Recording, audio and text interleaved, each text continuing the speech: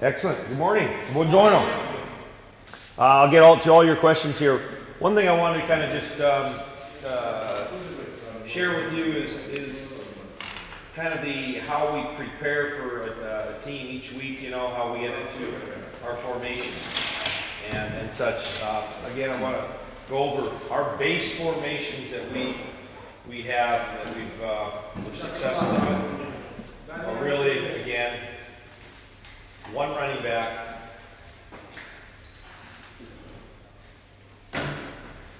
three wide receivers and a tight end. So X, Y, and Z is our tight ends. H back is our kind of our versatility player. Most of the time, when there are three wide sets, he's a fast kind of works inside the field and is pretty good. But we can also interchange him with a bigger body for our running game. And, so that's this is one of our main formations, train. I'll show you how we get to these. You'll like it too, because this will help you guys in setting up what you want to do as far as attacking the team and making sure a team is kind of held off guard and really doesn't know. Because I think shifting and motions, you guys know what I mean by shifting and motions? Yeah, I think those are really keys to making defenses either run their base defense all the time, because if they don't know where you're going to be, they're going to stick to a base defense. If they have all these extravagant blitzes and you're going to be in all this shifting and motion, they're going to be having to check, you know, to a base defense. And that's, I think, the essential thing in football. If you get a team to settle into a base defense, we feel we can beat the base defense in all the things that we do. So, train is one of our trips, and truck are all the T families, and it means three wide receivers with the T. So train is there. Trips, we just move them a little bit tighter. We can do some things off of that. And truck is Z comes in here, and H goes out there. Okay, that's the T part of it. We also have the D part of it. We have double, deuce, but double is the one we use the most. It's basically the same thing. Wet at times. That's good. Yeah, it's good. I'll just use it.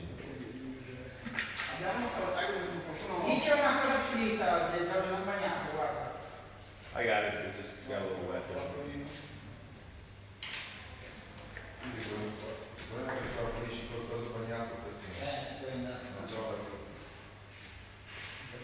X, H, Y, and Z.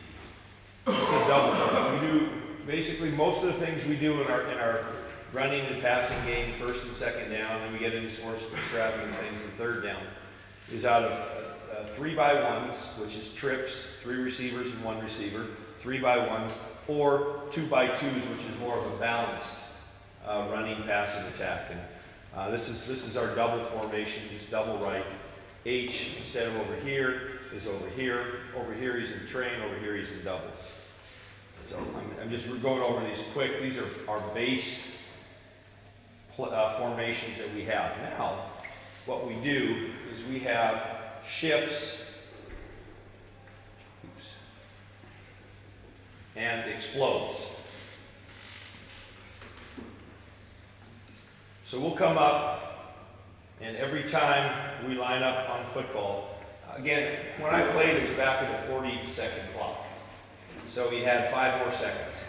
So we could do a lot more things. The defensive coordinators hated Joe Gibbs because he was kind of an offensive guru, and he did shifting and motions just to really kind of mess with these guys. I think more than anything, just keep them up late at night. I think that was his main goal, so they had to work a little bit harder.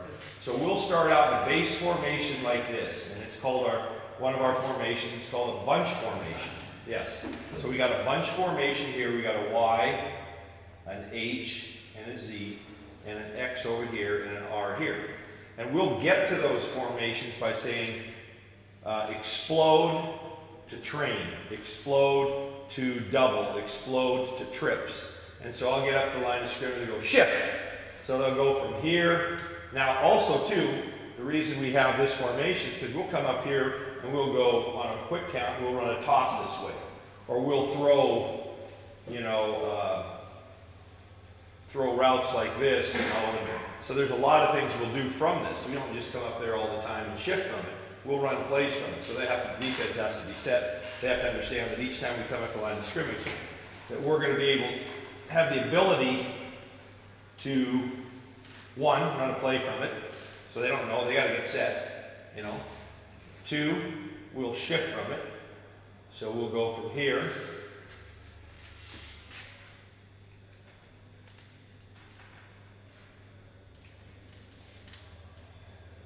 We'll go shift, or we'll go explode, excuse me. Double right. So basically explode double right. I'll go shift. He'll come onto the ball. He'll run over here and set up there. And our monk will go over here and set up there. So we've gone from this to this, explode to double right. And just by getting up there and go shift, all of a sudden we exploded, right? We've exploded out there. Or I'll go up there and go hut, and we'll toss it. Or go hut, and we'll throw it. So they don't know. They got to be set. So they can't, all these blitzes they have on first and second down, they're going, oh shit, what if they do this? Or, you know, so you put them in a kind of a bit of a pickle. So we'll do that with explode. And again, you all can kind of have some fun with it. That's a great part about it. Same thing with explode. Explode to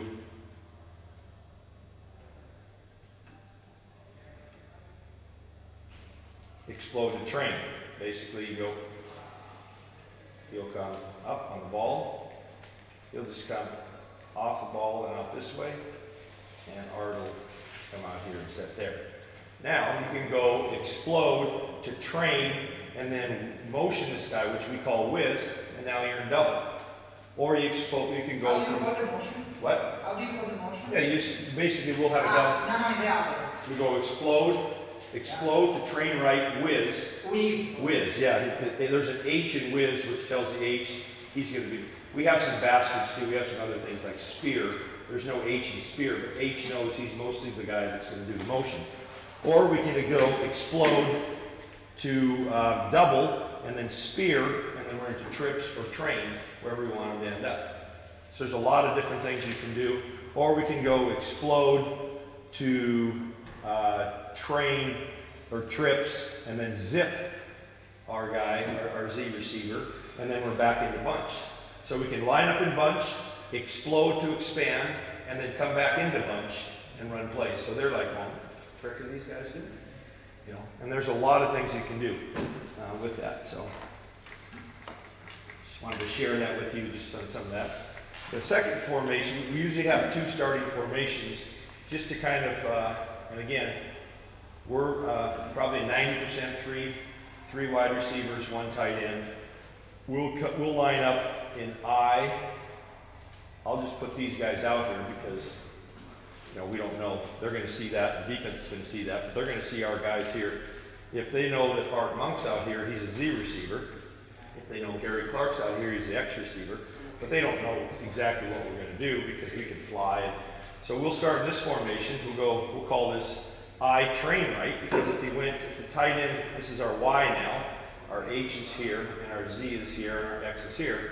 If we'll call this I train right, or we'll say shift to train right, and then he'll shift up here to train right, either on the ball or off the ball. Again, you can do shift to here. We can motion this guy to doubles. Shift to train right, whiz. Now we're back into doubles. Shift to train right, zip. Now we're into bunch. You know, so there's a lot of things you can do there. It's just another way to get here. But also now we have the added dimension of, like we were in explode, we were in a bunch formation. Now we have the opportunity to have a pretty good running formation here with a blocker. So we can go weak side, strong side with a running game. We can fly our tight end here. We can shift our tight end to here. We can leap him across the formation. We can shift our tight end here. We can fly him over. It depends on what we want to call as far as the formation is concerned. We can shift our tight end here. We can fly him or leap him. Flying him means he's flying to a formation we call leaping him. We'll start him in doubles, where Z's here, and it's double left for us. And if we say leap, it means he's leaving the doubles. If we say we have H and Z over here, and we want to fly him to the formation, we'll go train right, fly. So he knows, the tight end knows, he has to line up. It's not doubles because X is over here now. He just knows that he has to line up opposite where he's flying to. He's going to fly to the train. So he'll fly to the train. But it also gives them a look going, oh, what? Are they in doubles? No, they can't be in doubles because Gary Clark's here. And in doubles with a tight end there, Art Monk's always there. So it gives another look, offensive look, another play that we can run. And now he's flying to the train. So line up in this double I train, whatever you want to call it, because we don't know yet what we want to call from line of scrimmage. And we just say shift to double, shift to train, fly, whiz, fake whiz, zip, exit. We can exit X is another motion. So there's a myriad of things you can do. And I don't want to go into all the extrinsic X's and O's of what you can and can't do. But it gives the idea of just two formations. Those are the two starting formations we'll have for the whole game. Was it easy to learn for you guys? Is it what? Was it easy to learn for your guys? It was easy to learn for our guys because we had smart guys. That's the second question. That's the second question. Now, could we have done this with a group that didn't understand it? The answer is no. We could have tried it. But we also knew when we went through our walkthrough on Wednesday morning before we started even our week practice, that if we didn't get this, we'd throw it out. So introducing the rookies coming to training camp, you can see guys that are doing the wrong thing, so it happens. Yeah, you know the guys are smart. They get it now or they don't. Okay. Training camp is the most basic. Now all of a sudden they get into the first preseason game, second preseason. We're adding more. So you, as a coach, you kind of go, all right, well, this is a pretty smart group. We can test them in a lot of different ways, and we can see what they understand, what they don't understand. And then just say, hey, we're either going to eliminate it, we're going to go to some basic stuff that we're good at, we'll run that, or we're going to do this, because if we can do this, it's really going to put a premium on the defense to find out where you're at, where you're going to go. So that's just I want to share with you. I didn't get a chance to do that yesterday, but that gives you an idea of what we do now. It could change. The next week we could line up in this. We could line up in a stack over here and a stack over here, and still do all our shifts and motions and things like that. So now all of a sudden the next week they're going, so they can't pinpoint each week. We get to the same core stuff that we're doing, but it's how do we get there? We get there as many ways as we possibly can and give them something to practice. Now all of a sudden week 3, they've had to practice this in week 1. They saw this in week 1. So the team we're playing in week 1, they go, God dang it, they did this in week 1. They did this in week 2. What the hell are they going to do in week 3? We can't get into all of the things that we would like to do to attack their weaknesses, and that's their protection, because we don't know if we're going to snap the ball on this, and they're going to hit a quick hitter, and we're blitzing, and now all of a sudden they're throwing a quick hitch out here or something like that. They got a blocker, and we got 8 guys rushing, So it just gives another food for thought for you as coaches when you kind of get your brains going, masterminds, and just that evil mad scientist in you to concoct a bunch of fun things for you guys to do. And again, a lot has to do with the athletes you have and how much they absorb. But kids want to learn. If they want to learn some good fun football and really put a defense in a pickle, this is one good way of doing it. So, any questions? I just wanted to share that with you, and then answer a lot of your questions in regards to what you might have for me. Max? Yes. First question is reading from quarterback point of view. So there is some discussion about sequential reading or spatial reading. So I really can't understand spatial reading, how it works, but what's your experience and what's the way you did it about reading? That's a good question because, again, with our numbering system, I tell them yesterday about the safeties, right? Yeah. Reading the safeties. That's the first thing you do. So now you get a read based on what the safeties do. So as you're taking your drop, you see the safeties separate. Now you got 3 high. Now it takes you to one side of the field. And that's the side of the field I'm going to work. So I'm not going to go back here, look at this side of the field, and work all the way across to that side of the field. You'll be predetermined about your third drop. Oh, here's what the safeties have done, or the middle of the field is open.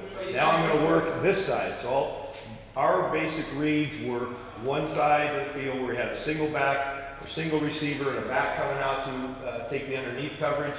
And if they took the underneath coverage, we throw the deeper route behind it. If they dropped into the deep route, we throw the underneath coverage flat because there's no sequential, you say. Yep. First check, 1, 2. check. We had 1, 2, 3. Every and it depended on the coverage. So if the coverage was to the strong side, we had tight end, Z, and then the back and the flat or something like that. 1, 2. Everything was 1, 2, 3. If it was to the weak side, we had 1, 2, check down, 3. Okay, so normally you go out, choose the half, then first option, second option, check down. Yep. Okay. Or throw it away. Oh, throw it. Yeah. Okay. Don't throw it up. Throw it up for grab. Hey! That progression is not one of them. 1, 2, 3, throw it away. Or extend the play if you have an opportunity to scramble and then the other thing is too is that if you got a good quarterback, a lot of teams don't work on this, but I know the good ones that they work on a scramble drill. Is where the quarterback gets out of the pocket and he's going to the left. They're working in some fashion. They understand that we don't want 2 guys in one area type thing. So they have a scramble drill that some teams implement. But that's a good question because I have obviously in 2 days it's hard to go over reads of the quarterback. It's basically just them to spit out the verbiage and the terminology I've been impressed. And the quarterback's been good. And offensive line has been great. And, the receivers. So in a couple-day period, I've been very impressed with the type of knowledge that these kids have and the type of coaching that they're getting because it seems like they understand. So that's a real good sign. See that they understand. Keywords. See that they understand. That's a good question. It's a little bit more outside of the field. If you have young guys and you have to choose your quarterback, which qualities or attitudes are you looking at? Well, I think there's some leadership roles that a quarterback has to have, a leadership role doesn't mean he's a cheerleader. He's rah, let's go get him. Sometimes the quietest guy in the team, the guy that's very focused and you had the question yesterday about drills. If I were you for a quarterback, I'd go online because I've only been able to kind of hit just a small portion of drills are good for quarterbacks, but there's a lot of good things online for your quarterbacks as far as drills and things are concerned, but there's an it factor.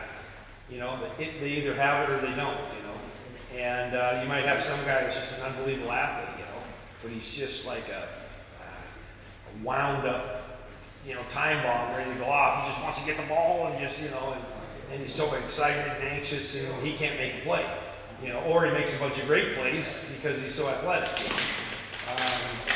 So I think each quarterback has this kind of his own thing. There's some stability in the position that when you see a kid and he's kind of calm and he's there's not the heavy breathing when he gets in the huddle. I mean, you could tell first play. These kids out here. I was impressed. Most of them were like, the deer in the headlights weren't there. They're like, okay, well. How about I get it in Italian so I can understand it a little bit better? And once they did that, it was a lot better communication. But even in English, I was amazed at how they were able to understand a 695, a 585, a 916, 917 type thing. So you as coaches just got to kind of figure out, you can. I see go out. Huddle up. You as coaches just just kind of see what a kid has. You know, his gait. You know, the horse has a good gait. You know, you can see a horse run. You can see a kid throw. You can see a kid kind of take control of the huddle. You see a kid that is just kind of passive, and you know, then all of a sudden he gets into a game, and God, he can play. You know, so you never know. You really don't understand. Why did you choose to play quarterback? Well, because I wasn't a very good baseball player, and I couldn't play basketball very well, and so football was left. You know. Yeah, I like that leadership role. I was a pitcher in baseball. You know, so I wanted the ball. You know, give me the ball. You know, you want a guy that wants a football or wants a baseball. I want to go out there and strike their guy out. You know, I'm going to go out there and I want to cover their best player. You know, and unfortunately in high school I had to cover John Stockton, and I don't know if you guys know who John Stockton is, but you know, after about 35 points, I said, Coach, I don't want to cover him anymore. You know, but you know, I just kind of wanted that leadership role. You know, and you know, quarterback, I had some athletic ability. And I like to throw the ball, so this is my least favorite sport. I was a tall, skinny kid when I was young, and I didn't want to get hit, and still don't want to get hit.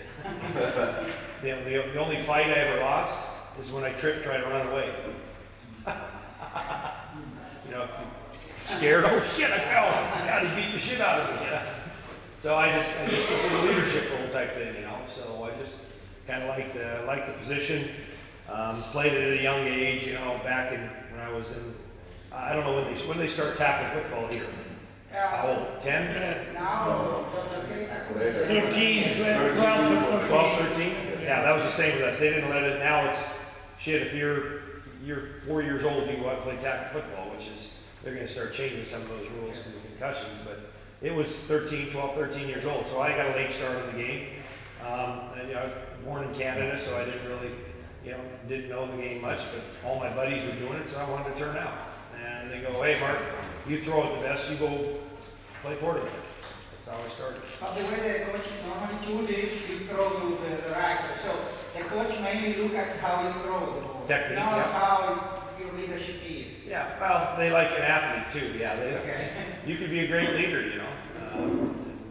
We know history-wise, there's some great leaders in this world, you know, but you know, if you still can't physically throw a football, I don't care how much you can lead you, your guys are going to pretty soon go, well, this guy, you know, he sounds like a good leader, but geez, he can't throw a football.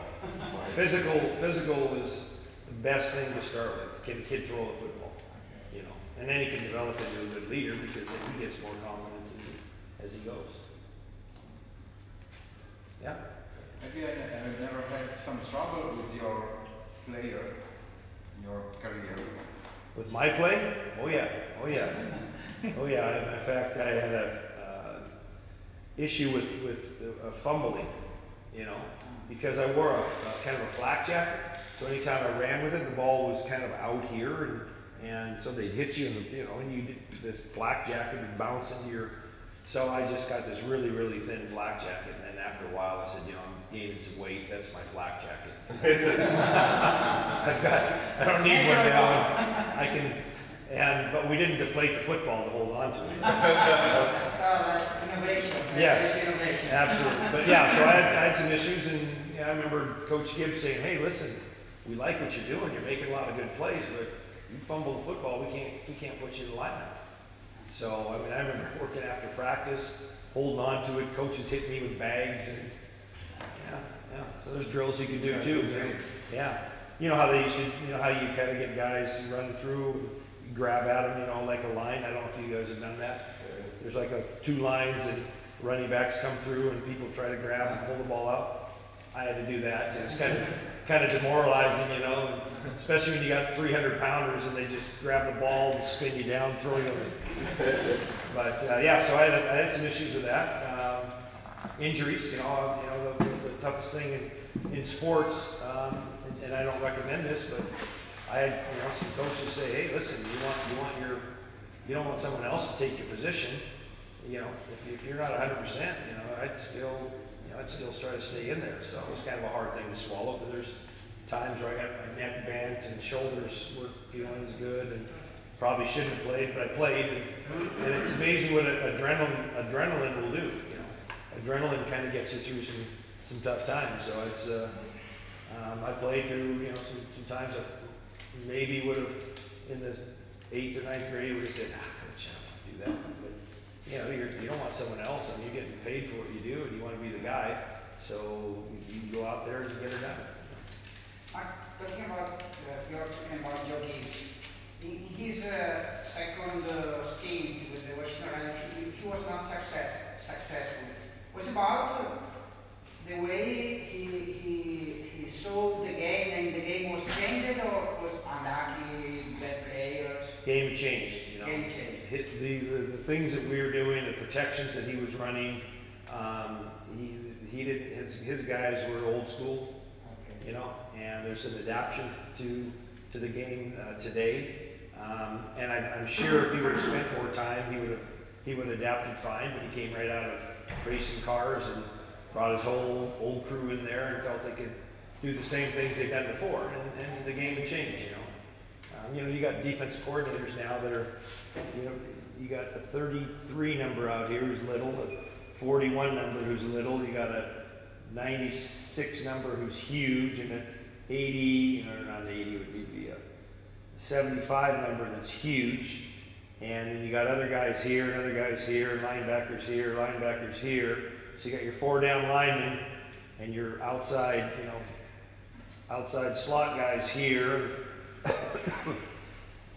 And all of a sudden, these guys are dropping into coverage. These guys are dropping into coverage. These big old linemen are dropping into coverage, and they're coming off here. So you're throwing hot routes right into defensive linemen. Zone blitz. So that changed the game.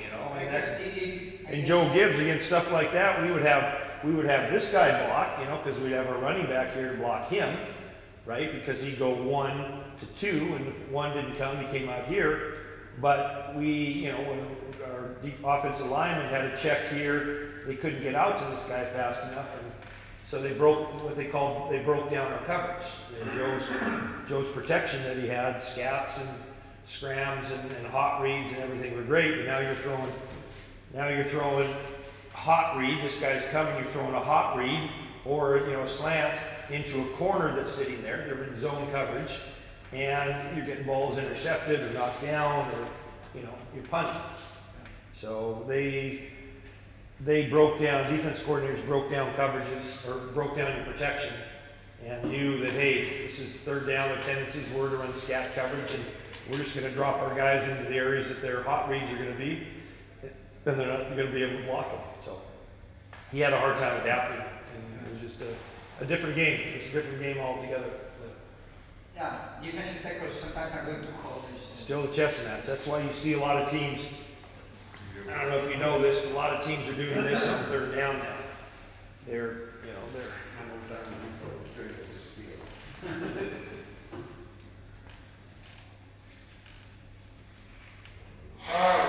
doing that, So now the protection first.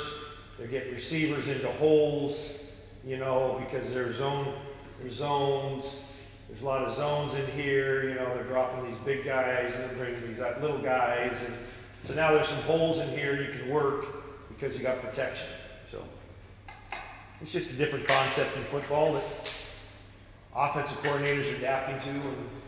And again, when sometimes it does break down, it'll break down your coverage. That's why it's good to have a quarterback with escapability, able to extend the play. Russell Wilson's great in the pocket, but he also, when he gets outside the pocket, he's a big threat. Yeah. And he's also very accurate. So really, and eventually he's going to be very, very rich. Since yesterday? Yeah, Oh, he signed it? 55 million for you. Oh, he did. He signed the deal, huh? Yeah. Good for him. Good for him. Absolutely. Or become his friend. Any other questions? Pretty smart to be a quarterback. 5'10", yeah. Yeah, 5'10". Yeah. Drew Brees is not very big. 5'11". Yeah. Sì, 1,80. Doug Flutie wasn't very big. Yeah, that was really 5'10" deve essere... 5'10" è 1,75. No. Johnny Manziel? Ragazzi, 6 piedi e 1,80. You're not 6 foot. No, it's 5'11" and Who are we something. talking about? I checked it. Now we were converting to Centimeters? Yeah. Centimeters.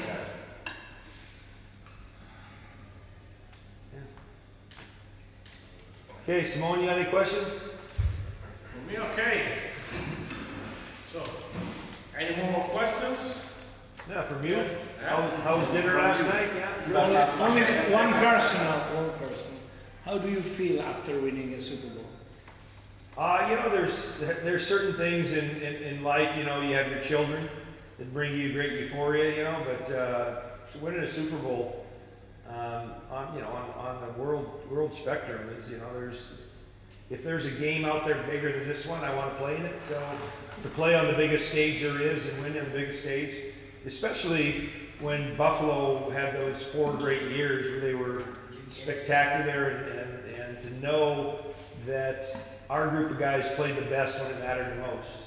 And I think that era of Redskin football from the 80s into the early 90s was as good as there was in the game. But we were also held accountable as an organization, and me being the 3rd guy to win a Super Bowl, there was an accountability piece, making the playoffs wasn't acceptable enough. Now if the Redskins made the playoffs, it'd be a big thing. Wow! But back then, making the playoffs was just, okay, we've done that. That's, as a Redskin fans, it was like, that's not enough. Going to the NFC Championship game and losing, okay, it was a good year, but not what we want, not what we expected. And then to take it, go 17-2 that year with a group of guys, because one thing you guys don't know is that, or maybe you do know, that the Redskins until 1991 had never won a Super Bowl in a full 16-game season. They were all work stoppage years where there was a strike in when Doug Williams won, and they actually had replacement players, scab players that came in and played. And then when Joe Theismann won in 82 or whatever, 83, was also a work stoppage year. They only played 10 games regular season. So the Redskins, there was always an asterisk, even though Joe Gibbs had won with 3 different quarterbacks. There was an asterisk because never had a full season, so we were able to do that year. So it was great. Just thinking about that season on the characters, I mentioned a couple of them, Gary Clark and Ricky Sanders and Art Monk and Joe Jacoby and Russ Grimm and Jeff Bostic and guy on ESPN, Mark Schlereth. Yes, yep. Mark Schlereth, Donnie Warren, Ricky Irvins, Ernest Biner, Gerald Briggs, Charles Mann, Dexter Manley, you go down, Darryl Green, who maybe go down as one of the greatest cornerbacks in the history of the game. He played 48 years, I think, or something like that. So just the you close your eyes and think about the characters and the fun times we had. Because again, we played with those guys every year for 8-9 years because there was no free agency. So you couldn't go anywhere else. So not only did you get in the huddle and you knew the same guys were going to be in the huddle with you, and all of a sudden you're looking and go, today it's like, who the hell are you? Where the hell did you come from, right? You knew who you were going to play with, and you knew also what you did things in the community together. You did things as families together, and you became cohesive in that aspect. And I think that was one of the benefits to our team, is that we were very close and very community oriented. We did our charities and gave back to our community as much as we did on the football field. So it was a good era. Yeah. Thank you. Art Monk was a smaller receiver, no? He's big. 6'4". He was a former quarterback. Ricky Sanders was a little one, and Gary Clark was there quick. Did you have a problem with smaller receiver? No, they weren't small like 5'6". They were 5'10".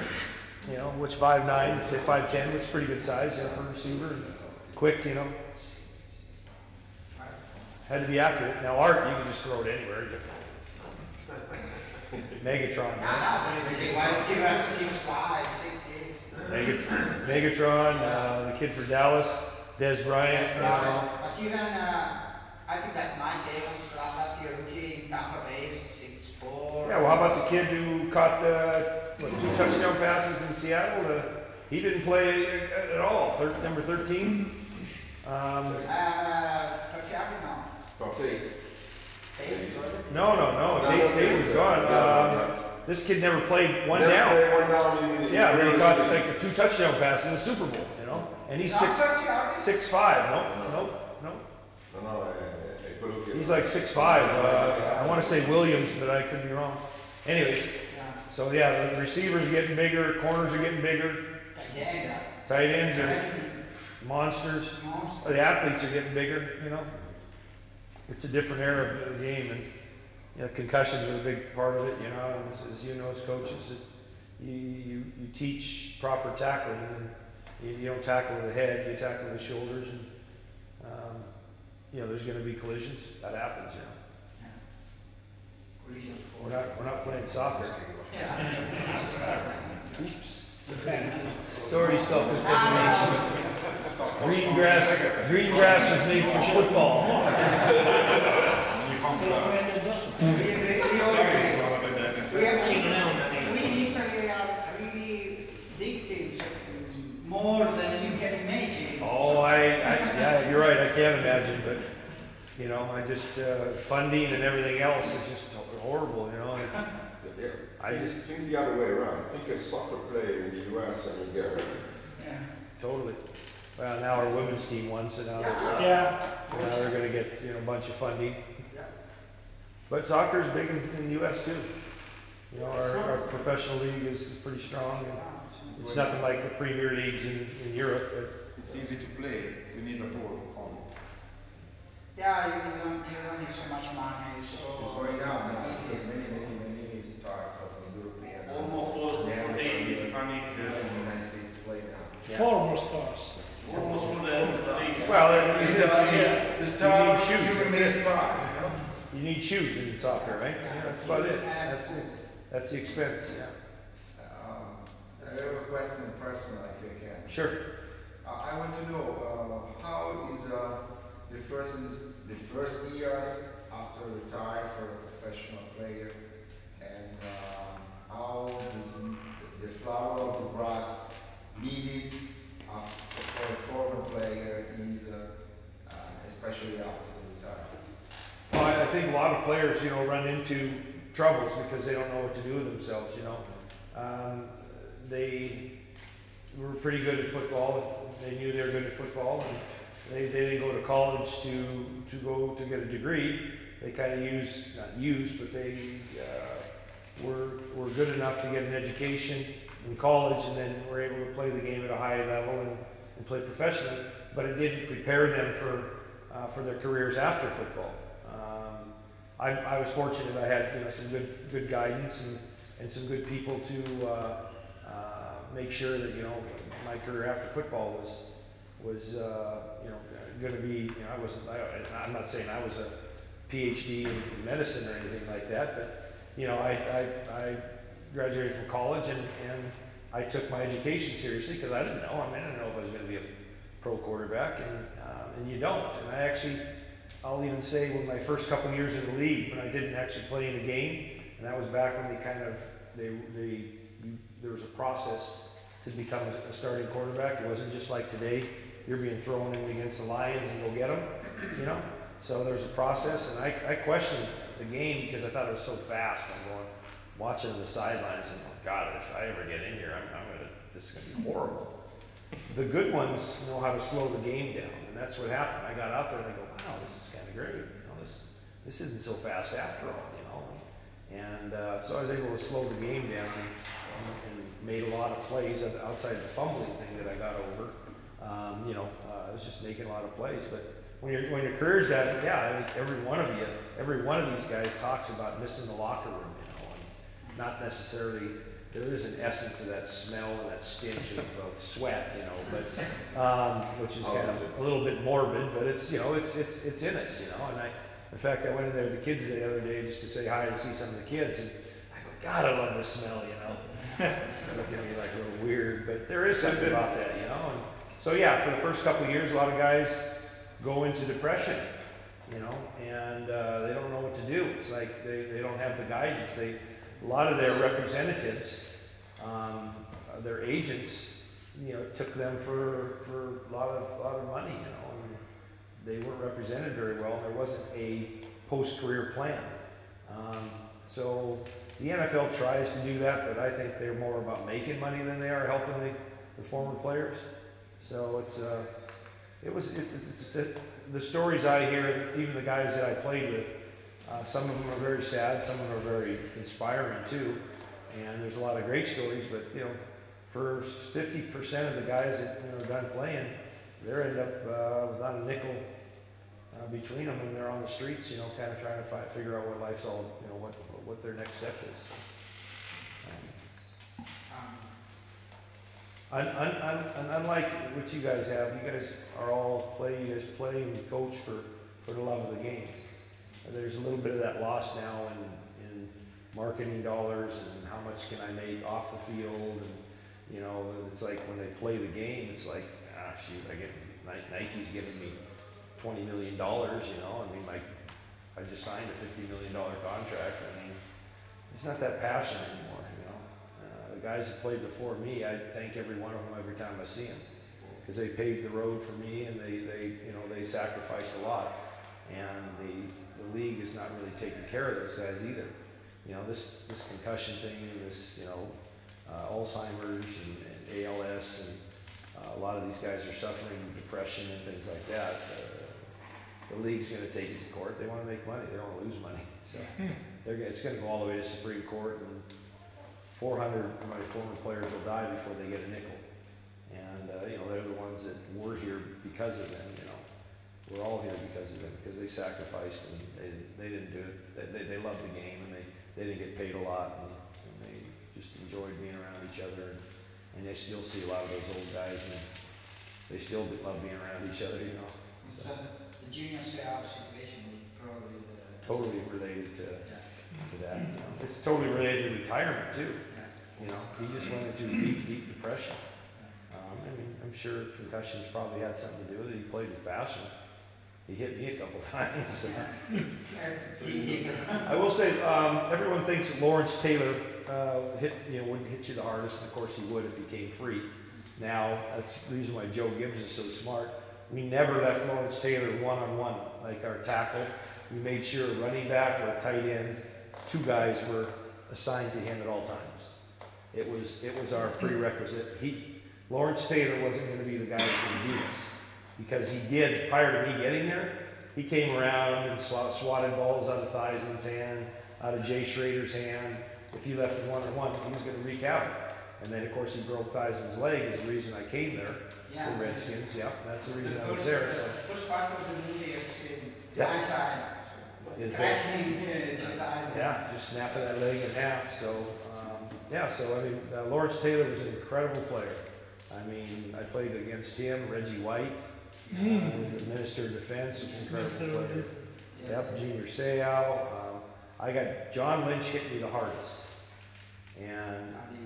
And people are going, well, John Lynch was a safety. Yeah, but when he's running from 20 yards and he's my hot read and he's 220 pounds and I should have thrown a hot break off, then I should get hurt for that, because it was my fault. Yeah, I was just so focused into the strong side, and he came on a weak side blitz.